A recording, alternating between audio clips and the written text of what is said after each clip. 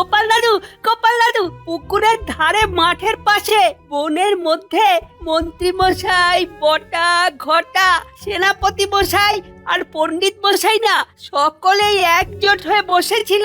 আচ্ছা, তাই বুঝি। আর কি বলছিল শুনি? ওরা সবাই তোমার সম্পর্কেই খারাপ খারাপ কথা বলছিল আর বলছিল যে তোমাকে জব্দ করবে। সেনাপতি মশাইয়ের তো মনে মনে ইচ্ছে তোমাকে পৃথিবী থেকেই হাওয়া করে দেওয়া। দাদু, ওরা খুব খারাপ লোক। দাঁড়াও বাচ্চা ধনেরা, আমার পিছনে লাগা। আমার নামও গোপাল ভাঁড়, দেখাচ্ছি মজা। এবার বুঝবে কত ধানে কত চাল।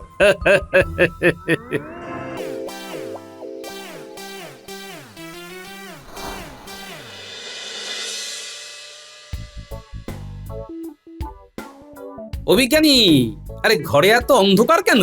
কোথায় গেলে তুমি? এই দেখো, আমার গিন্নি তোমার জন্য নাড়ু পাঠিয়েছে, তোমার জন্য নিয়ে এলাম। কি বিজ্ঞানী সাড়া দিচ্ছে না কেন? এটি কি? বাহ, এ তো দারুণ ব্যাপার। কিন্তু গাছের গায়ে আলো, এ তো অবাক কাণ্ড। কিন্তু বিজ্ঞানী কোথায় গেল? ঘরের বাইরেও নেই, ভিতরেও নেই, তাহলে গেল কোথায়? না, কাউকে তো দেখতে পাচ্ছি না। আচ্ছা, ডেকে দেখি তো। বিজ্ঞানী, বিজ্ঞানী, আমি এখানে টুকি। এই তো। আরে কোথায় ছিলে? আর কোথা থেকেই বা বেরিয়ে এলে তুমি? বিজ্ঞান বিজ্ঞান, বুঝলে হে গোপাল, বিজ্ঞান। কিন্তু আজ এসে তো অবাক কাণ্ড দেখলাম, গাছে আলো জ্বলছে। সেটাই বুঝিয়ে বলো দেখি বিজ্ঞানী। এই দেখো, এই তরল পদার্থটা যে কোনো কিছুতে লাগালে সেটা রাত্রিবেলা উজ্জ্বল হয়ে উঠবে। ওটাতে আমি আসলে এই জিনিসটাই মিশিয়ে রেখেছি। ওর কাজই হচ্ছে রাতের বেলা জ্বলে ওঠা। ওগুলো দিনে জ্বলে না, জ্বলে রাতে। আর এই বিশেষ তরলের নিজস্ব কোনো রং নেই। কোনো কিছুর উপর লাগলে সেটা রাতে আলোকিত উজ্জ্বল হয়ে ওঠে। ওটা মনে হচ্ছে আমার বিশেষ কাজে দেবে। ও দিয়ে তোমার আবার কি কাজ? সেসব পরে বলবো, তবে যাই বলো হে, জিনিসটা কিন্তু দারুণ। এখন এটা নাও। আর শোনো, কাল কিন্তু রাজসভায় অবশ্যই এসো। সরস্বতী পুজো নিয়ে কিছু আলোচনা করতে চান মহারাজ। আচ্ছা, বেশ।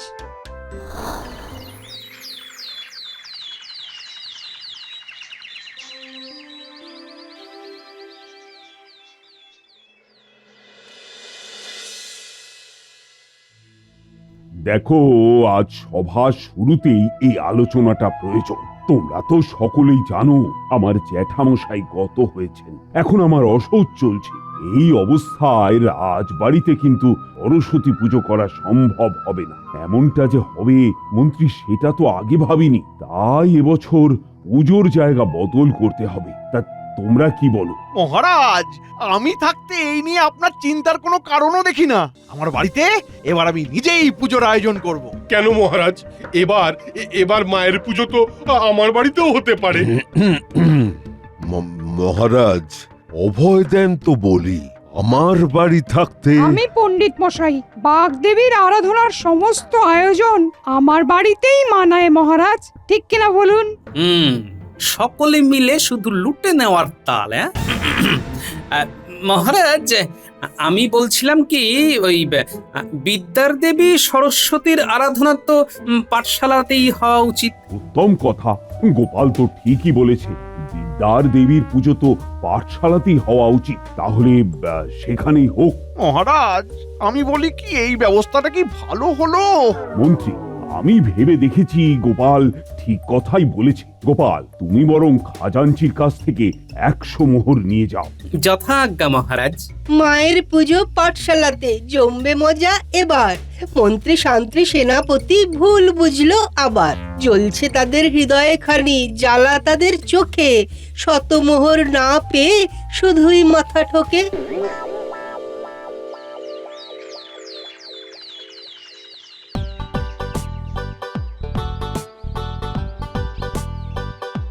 বলো গোপাল দাদু, কি বলছিলে? বলি সরস্বতী পুজো আর কদিন বাকি সে খেয়াল আছে কি? হ্যাঁ, আর তো কটা দিন মাত্র।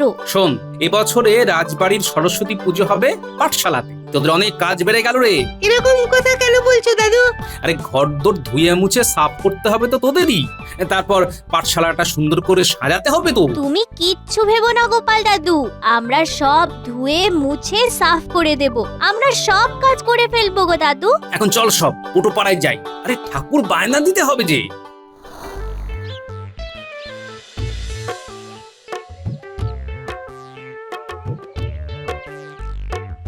আরে রে, এসো এসো গোপাল দাদা। ও বাবা, পুঁটি ন্যাপলা গুলটে, তোমরাও এসেছো? এসো এসো এসো। জানো তো মহারাজের জ্যাঠামশাই মারা গেছেন, তাই রাজবাড়িতে এবার পুজো হচ্ছে না। তার বদলে পুজো হবে পাঠশালা। ওখানে যেমন ভালো লাগবে এবার সেই অনুযায়ী প্রতিমা তৈরি করতে হবে, বুঝলে? সে আমি বুঝে গেছি গোপাল দাদা। হ্যাঁ, মন দিয়ে কাজ করো। মহারাজ দেখতে আসবেন কিন্তু। রাজ্যের অন্যান্য জায়গা থেকেও অনেকেই পুজো দেখতে আসবেন। সবার সেরা প্রতিমা বানাও তো দেখি মন দিয়ে। আচ্ছা গো গোপাল দাদা, ও তুমি কিচ্ছুটি চিন্তা করো না, তুমি যেমন বলবে তেমনই হবে। দেখি দেখি হাঁসটা দেখি। এই, এবার তোরা সব যা এখান থেকে। তোদের তো খেলার সময় হয়ে গেছে। আমি বায়নার দামটা দিয়ে যাচ্ছি। হ্যাঁ হ্যাঁ, চ চ, আমাদের খেলার সময় হয়ে গেছে। এমনিতেই শীতকালের বেলা, তাড়াতাড়ি সন্ধে নেমে আসবে। বনের পথ দিয়েই চল, তাড়াতাড়ি হবে। খেলার সময় বয়ে যাচ্ছে ভাই।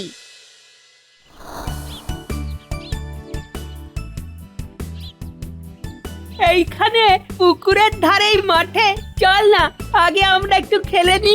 হ্যাঁ হ্যাঁ, চল চল।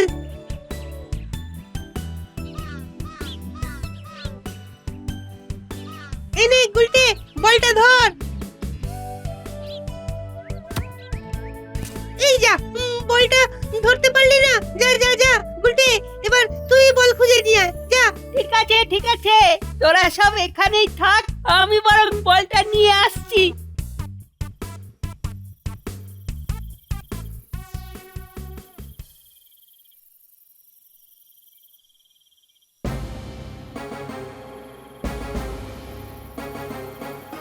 আরে আরে, জঙ্গলের ভিতরে মন্ত্রী মশাই, সেনাপতি, রাজবৈদ্য ও কি পণ্ডিত মশাই আছেন দেখছি। কি ব্যাপার শুনি তো, কি বলছে ওরা?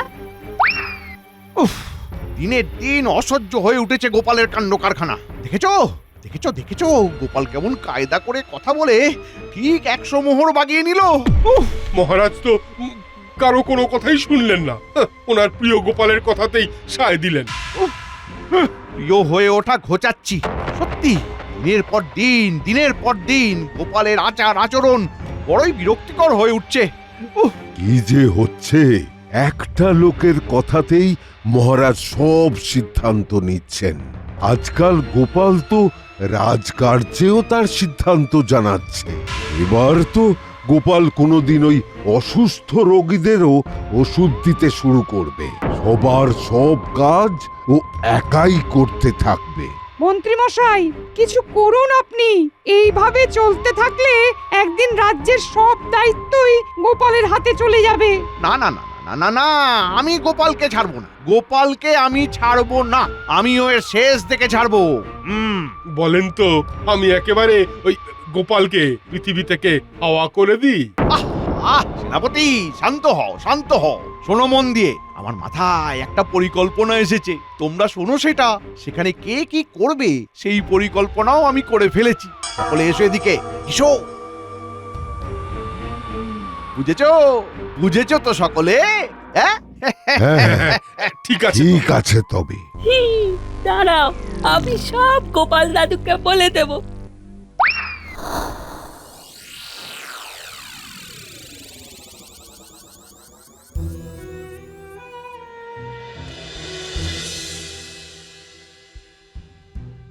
গোপাল দাদু, গোপাল দাদু, পুকুরের ধারে মাঠের পাশে বনের মধ্যে মন্ত্রী মশাই, বটা, ঘটা, সেনাপতি মশাই আর পণ্ডিত মশাই না সকলেই একজোট হয়ে বসেছিল।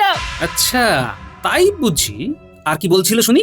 ওরা সবাই তোমার সম্পর্কেই খারাপ খারাপ কথা বলছিল। আর বলছিল যে তোমাকে জব্দ করবে।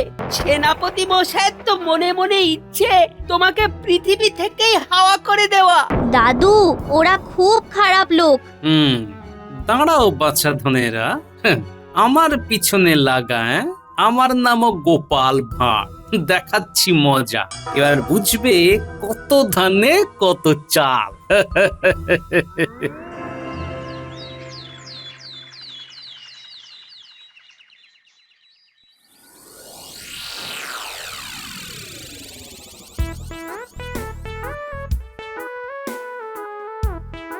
বলো গোপাল, এত সকালবেলা তুমি এখানে?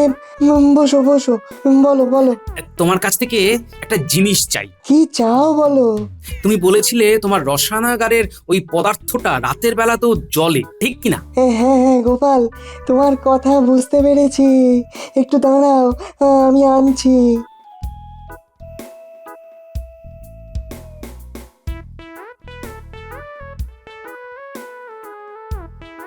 এই নাও গোপাল। বিজ্ঞানী, এবার তুমি ওই মোহরগুলোতে ওই পদার্থটা লাগিয়ে দাও।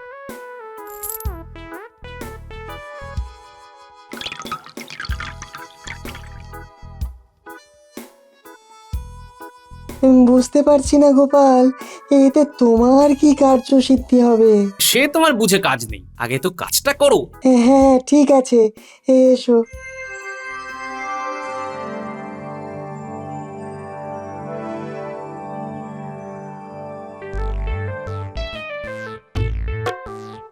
সকাল সকাল কোথায় গিয়েছিলে গো? কাজ ছিল গিন্নি। এত ভোরে কি এমন কাজ গো? তোমার অত কথায় কাজ কি বাবু? যাও তো যাও, রান্না চাপ, আমাকে স্নানে যেতে হবে, তারপরে খেয়ে দে রাজসভায় যাও। যাও। গোপাল দাদা, ও গোপাল দাদা, গোপাল দাদা, আমরা এসে গেছি গো। ও, তোমরা এসে গেছো? বেশ, এবার তাহলে কাজে লেগে পড়ো। বাইরের দরজাতেই থাকো তবে। উমা, এরা এখানে কেন গো? ওদের কাজ আছে গিন্নি। শোনো, বলি সরস্বতী পুজোর জন্য মহারাজ আমাকে 100 মোহর দিয়েছিলেন। এগুলো পাহারা দেবার জন্যই ওদের মহারাজ স্বয়ং এখানে পাঠিয়েছে, বুঝলে? ও এখন যাও, তুমি রান্না চাপাও গিয়ে।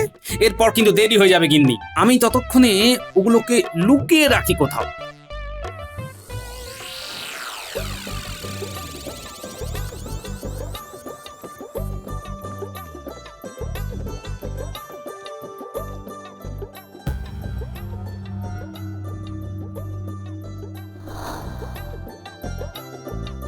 এই যে গোপাল দাদা, এই দেখো না, এই শেষ হয়ে এলো বলে।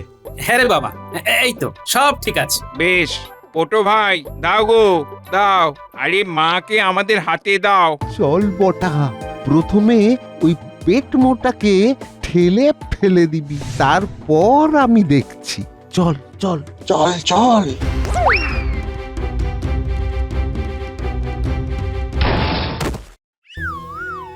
আরে আরে, এই এই এই এই কে তোমরা? হ্যাঁ, আরে আরে আরে, লেগেছে গোপাল দাদা? ওঠো ওঠো। হ্যাঁ, তাই একটু, কিন্তু তোকে এখন কি করে ঠাকুরের দাম দিয়ে বলতো? আর পুজোই বা হবে কি করে? সমস্ত মোহরের থলিটা তো চলে গেল। তার মানে এইটা কেমন কথা হলো গোপাল দাদা? আমার ঠাকুরের দামটা তো দিতে হবে তোমায়, না হলে কিন্তু আমি তোমায় ছাড়বো না। হ্যাঁ, কেমন করে দিই বলতো বাপু? নিজের চোখে তো দেখলি কি ঘটলো। ওসব আমি জানি না, দাম তোমাকে দিয়ে যেতেই হবে। আচ্ছা ঠিক আছে, আমাকে একটু সময় দে, আমি তোর টাকা ঠিক দিয়ে দেবো।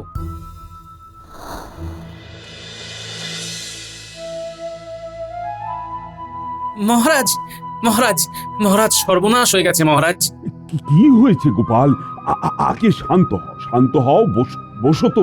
গতকাল সন্ধেবেলা আমি পটোকে ঠাকুর বায়নার জন্য মোহর দিয়েছিলাম। সেই সময় আমার হাত থেকে মোহরের লাল থলিটা ছিনতাই করে নিয়ে চলে গেল ওরা। ওরা কারা? কাদের এত বড় সাহস? ওদের মুখগুলো চাদরে মোড়া ছিল, মুখ দেখতে পাইনি তো মহারাজ। শুধু তাই নয়, পটু আমাকে যথেষ্ট অপমানও করেছে মহারাজ। আর দুদিন পরেই সরস্বতী পুজো, এবার কি হবে আমি তো ভেবেই পাচ্ছি না মহারাজ। সে কি গোপাল, তুমি কি তখন ঘুমোচ্ছিলে নাকি? এতগুলো মোহর তুমি হারিয়ে ফেললে? এই কথাটা কি বিশ্বাসযোগ্য নাকি? কোথায় রেখেছো মোহরগুলো? হ্যাঁ, কোথায় রেখেছো জানাও আমাদের। ছিনতাই হয়ে গেছে বললে চলবে না তো। না না না না, আমি কিন্তু বুঝতে পারছি মোহরগুলো কোথায় আছে। হ্যাঁ, ওগুলো গোপালের কাছেই আছে। মহারাজ, আমি তখনই আপনাকে বলেছিলাম গোপালকে দায়িত্ব দেবেন না। কি হলো দেখলেন তো? দেখলেন কি গোপাল, এখন চুপ করে আছো কেন? কিছু বলো। তোমার মুখের কথাগুলো এখন কোথায় গেল? কাজের কাজ তো কিছু করো না, শুধু কথাই তো বলো, শুধু কথা। কিন্তু এতগুলো মোহর তোমাকে দিলাম, আর দুদিন পরেই তো সরস্বতী পুজো। এখন কি হবে? কি হে গোপাল, বড় বেশি চুপ করে গেলে যে। আগে মহারাজ, ভাবছিলাম আমার কাছে যে মোহর ছিল সে কথা তো রাজসভার লোকজন ছাড়া আর কেউ জানতো না। তবে কি করে? মহারাজ, আজ রাতে সভাসদদের এখানেই থাকতে বলুন, আর আপনার প্রহরীদের বলুন সেদিন রাজসভায় উপস্থিত থাকা সভাসদদের বাড়িতে বাড়িতে গিয়ে মোহরের খোঁজ করতে। বেশ, এখনই পাঠাই তাহলে। না না না না না, দয়া করে এখন পাঠাবেন না মহারাজ, রাতে পাঠাবেন। আপনার দেওয়া মোহরগুলোতে রাতে আলো জ্বলবে মহারাজ, এই ব্যবস্থাই করে রেখেছিলাম। একমাত্র তখনই এই চুরি যাওয়া মোহর উদ্ধার করা সম্ভব। এই মরেছে, এবার তো মুশকিল হবে। এই গপ্পটার কোনো মানে হয় মহারাজ? আলো জ্বলবে? আলো জ্বলবে মানে কি? কি বলতে চাইছো গোপাল? হ্যাঁ, আজ রাতেই বুঝতে পারবেন আপনারা মহারাজ। আমি যেমন যেমন বলবো ঠিক তেমন তেমন করলেই আপনার মোহর উদ্ধার সম্ভব মহারাজ। বেশ, তবে তাই হোক। আমরা রাত অবধি ওই রাজসভাতেই বসে থাকব। আজকে এর একটা হেস্তনেস্ত হবে, তারপর সবার মুক্তি।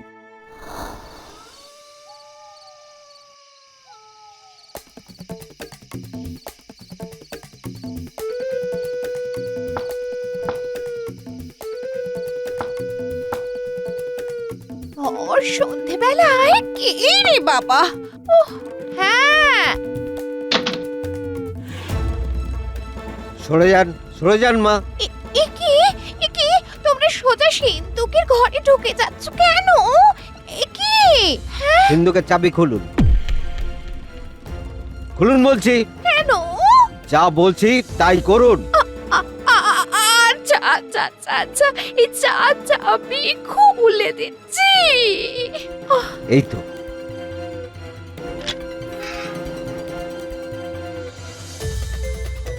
পেয়েছি। এই তো পেয়েছি। 1 2 3 আর 5 6 25টা মন্ত্রীর বাড়ি থেকে পাওয়া গেছে 25টা।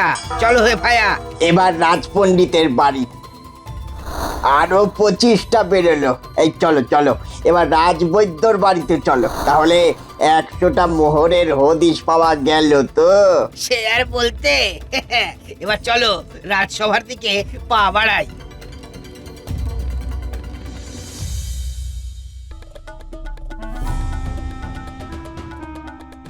গোপাল, বিজ্ঞানী, সভাকবি, রাজজ্যোতিষী, অমাত্যর বাড়িতেও কিছু পাওয়া গেল না।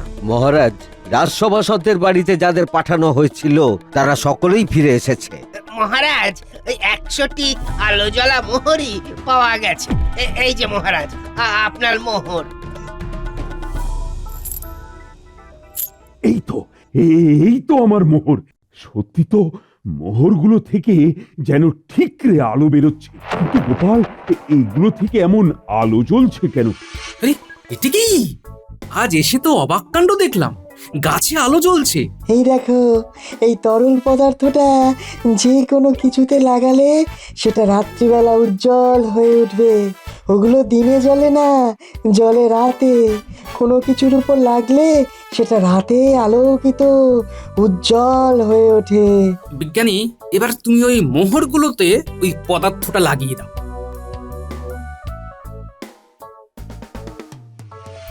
সত্যি গোপাল, তোমার বুদ্ধির তুলনা নেই। আমার প্রশংসা পরে করবেন মহারাজ। বলুন তো, এই মোহরগুলো কার কার ঘর থেকে উদ্ধার হয়েছে? এবার বলো তো প্রহরী, কোথা থেকে এগুলো পেলে? আগে মহারাজ, 25টা পাওয়া গেছে মন্ত্রী মশাইয়ের সিন্ধুক থেকে, আরো 25টা পাওয়া গেছে সেনাপতির ঘর থেকে। বাকি 50টার মধ্যে 25টা পাওয়া গেছে রাজপণ্ডিতের ঘর থেকে। আর বাকি থামো। আমি আর সহ্য করতে পারছি না। মহারাজ একটু ধৈর্য ধরে শুনুন দয়া করে। শেষ 25টা মোহর পাওয়া গেছে রাজবৈদ্যর বাড়ি থেকে। হ্যাঁ, মন্ত্রী, তোমার কাছ থেকে এটা আশা করা যায় না। আর সেনাপতি, তোমার ওপর রয়েছে প্রজাদের নিরাপত্তার ভার। তুমি কিনা শেষে চুরি করলে, তাও রাজ অর্থ। আর আমি তো কিছুই বুঝতে পারছি না পণ্ডিত, বিদ্যার দেবীর পুজোর মোহর তুমি চুরি করলে কি করে? আর রাজবৈদ্যকে তো আমার বলার কোনো ভাষা নেই। তোমাদের সকলকেই শুলে চড়ানো উচিত। মহারাজ, মহারাজ, আমাদের ক্ষমা করে দিন মহারাজ। মহারাজ, আমাদের ক্ষমা করে দিন মহারাজ। আর কখনো এমন ভুল হবে না। আর কখনো এমন ভুল হবে না মহারাজ, আর কখনো না। এবারের মতো ছেড়ে দিন মহারাজ, মহারাজ এবারের মতো ছেড়ে দিন মহারাজ, এবারের মতো ছেড়ে দিন, এবারের মতো ছেড়ে দিন মহারাজ। মহারাজ, মহারাজ। তোমরা আমার রাজসভার অলংকার ছিলে, তোমরা এই কাজ করলে কি করে? না না না, আমার সামনে থেকে চলে যাও, তোমরা যাও। আর 1 মাসের জন্য এই রাজসভা থেকে নির্বাসন দিলাম তোমাদের। যাও যাও, আমার চোখের সামনে থেকে দূর হয়ে যাও তোমরা।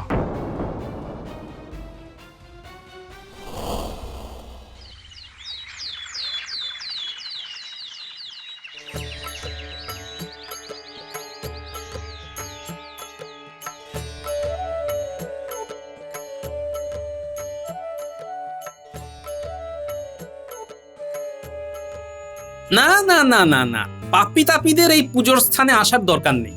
তারা বরং দূরেই থাক। শুধু তাই নয়, তাদের পুজোর কোনো কাজে অংশগ্রহণ করার কোনো দরকার নেই। হ্যাঁ হ্যাঁ গোপাল, ওরা যেন মায়ের পুজো স্থান থেকে দূরে থাকে, বলে দাও ওদের। মহারাজ, মহারাজ, আমায় আমায় পুজো করা থেকে বঞ্চিত করবেন না মহারাজ। মহারাজ, রাজপণ্ডিত, তুমি যাও, আগে মায়ের কাছে এই অপরাধের জন্য ক্ষমা ভিক্ষা করো, তারপর সবকিছু। হে মা সরস্বতী, আমার আমার অপরাধের জন্য আমি অনুতপ্ত।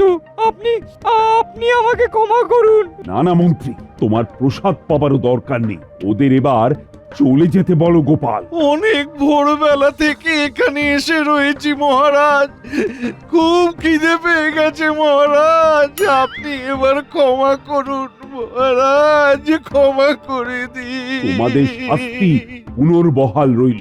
রাজসভার ধারে গেলে এবার তোমাদের বন্দি করে অন্ধকার কুটুরিতে রেখে দিয়ে তোমাদের গায়ে বিজ্ঞানীর দেওয়া ওই বিশেষ ওষুধ মাখিয়ে দিতে বলবে। আর সারাক্ষণ জ্বলতে থাকবে তোমরা।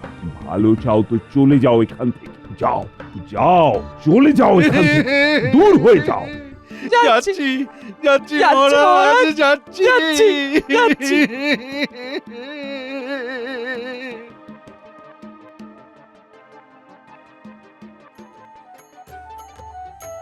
মায়ের পুজোয় গোল বাঁধিয়ে চুরি করলো যারা, লোভে পাপ, পাপের শাস্তি পেয়েই গেল তারা।